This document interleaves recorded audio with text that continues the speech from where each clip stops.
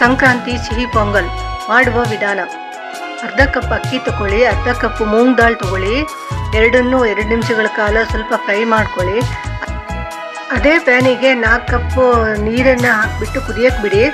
ಕುದಿಲಿಕ್ಕೆ ಪ್ರಾರಂಭ ಆದ ತಕ್ಷಣ ಮೂಂಗ್ ದಾಲ್ ಮತ್ತು ಅಕ್ಕಿಯನ್ನು ಸೇರಿಸ್ಬಿಟ್ಟು ಅದನ್ನು ಚೆನ್ನಾಗಿ ಬೇಯಕ್ಕೆ ಬಿಡಿ. ಯಾವ ಕಪ್ಪಲ್ಲಿ ಅಕ್ಕಿ ತಗೊಂಡಿದ್ರೋ ಅದೇ ಕಪ್ಪಲ್ಲಿ 3/4 ಕಪ್ಪಷ್ಟು ಬೆಲ್ಲ ತಗೊಳ್ಳಿ. ಸಿಹಿ ಜಾಸ್ತಿ ಬೇಕು ಅಂತಾದರೆ ನಿಮಗೆ ಜಾಸ್ತಿ ತಗೊಳ್ಬೋದು. ಅದನ್ನು ಸ್ವಲ್ಪ ಒಂದು 1/4 ಕಪ್ಪಷ್ಟು ನೀರು ಹಾಕಿಬಿಟ್ಟು ಕರಗಿಸಿ ಸೋಸಿಟ್ಕೊಳ್ಳಿ. ಅದರಲ್ಲಿ ಕಸ ಇರುತ್ತೆ, ಸೋಸಿಟ್ಕೊಳ್ಳಿ. ಇವಾಗ ನೋಡಿ ಇದು ಬೆಂದಿದೆ. ಈಗ ಬೆಂದಿರೋ ಅಕ್ಕಿ ಬೇಳೆಗೆ ಅದನ್ನು ಮಿಕ್ಸ್ ಮಾಡಿ ಅದನ್ನು ಕುದಿಯಕ್ಕೆ ಬಿಡಿ. ಈಗ ಸ್ವಲ್ಪ ಕಪ್ಪು ದ್ರಾಕ್ಷಿ ಮತ್ತು ಮಾಮೂಲು ದ್ರಾಕ್ಷಿ, ಒಂದು ಸ್ವಲ್ಪ ಗೇರು ಬೀಜನ ತೊಗೊಂಡು ತುಪ್ಪದಲ್ಲಿ ಹುರಿದು ಎತ್ತಿಟ್ಕೊಂಬಿಡಿ.